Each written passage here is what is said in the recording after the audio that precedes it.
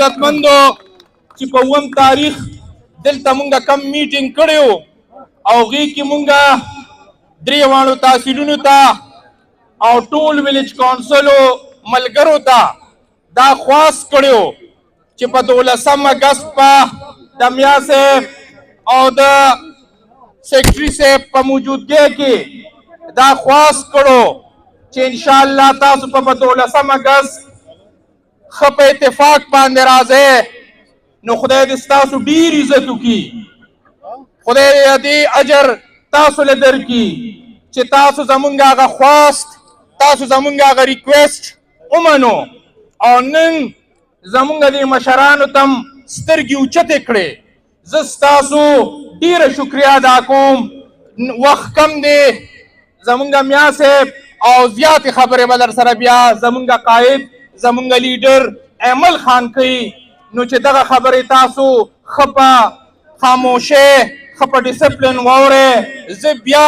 دلته راغلي د پریس د ملګرو د پولیس د ملګرو د سوشل میډیا د ملګرو او دلته راغلي دا هر یو کس وخت کم دی چې ما نه چا نوم پاتې شي نو معافي غواړم خو زه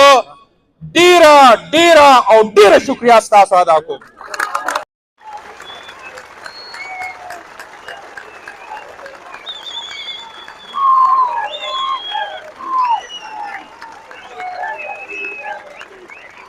که خدای کړي خیر وي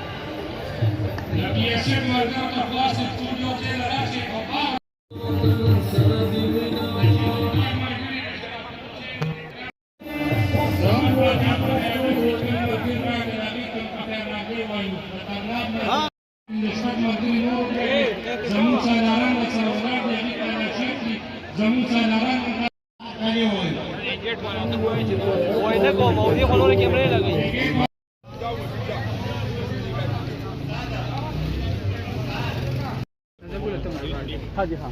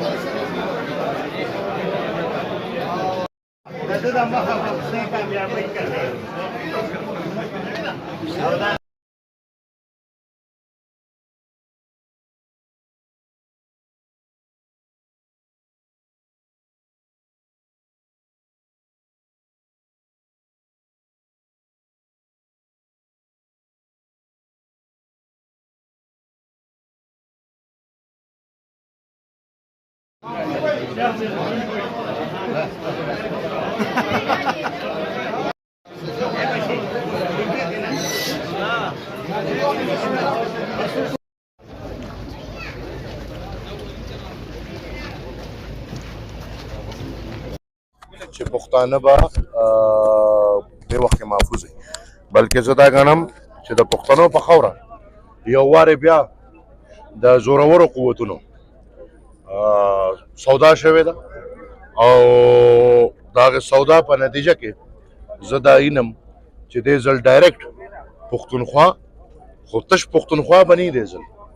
پاکستان به د دې ځل نشي بچ کېدی دا خبره زما یاد ساتئ نو کو تاریخ ګورو دا هر څه ګورو کولډ وار باندې نظر اچو دوه فورسز وو یو خوا امریکا وه بل خوا روس منځ کې خاوره د افغانستان استعمال شو بدقسمتۍ نه فاسټ فارورډ 50 کاله پس کو موږ ګورو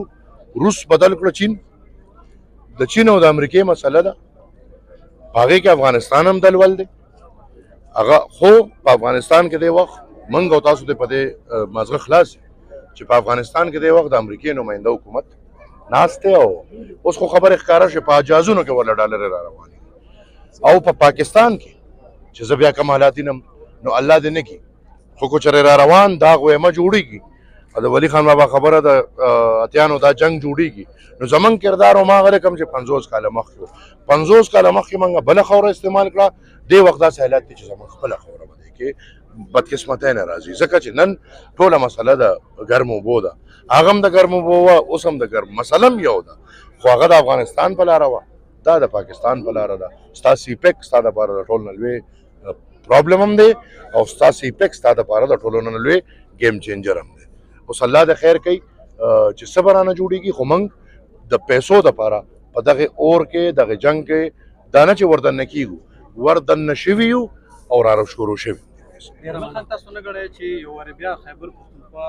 تاسو خپله خبرې کوي د ترهګرۍ په ضد کې دا روزانه واقعیت پیښې ټول سیاسي ګوندونه یو ځای کېدل پکار دي ترهګرۍ خلاف بدقسمتي دا ده چې د پښتونخوا د خاورې سودا په دې شکل شوې ده چې یو خو یې راته ترهګر کلو پرېښي دي او بل خو یې راته د ترهګرو نماینده جماعت له حکومت ورکړی دی لہذا دلته بدقسمتي دا ده چې تېر ځل هم پښتونخوا کې عوامي نېشنل پارټي راتله او دلته دا قربانۍ کې دی د بیانیې قرباني چې طالب ووایي چې زه به په 5 ورځو کې دننه د پېښور حکومت ګیروم او زمونږ د مشرانو ورته ښکاره ودرېدل چې بھئی دا د پښتنو حکمراني ده دا رانه دونه په اسانه شوق نشي اخیستی او په امن به ژوند تېرو نو هغه وخت هم د بارودو ډېر زمونږ نه مخکې چې کوم حکومت تېر شوی و هغه حکومت او د فوج په ملي بګت پښتونخوا د بارودو ډېر جوړ شوی نن زه بیا دا اینم چې دغه په ملي بګت بیا هغه ډېر جوړ دی او د خاورې خاوندان به دی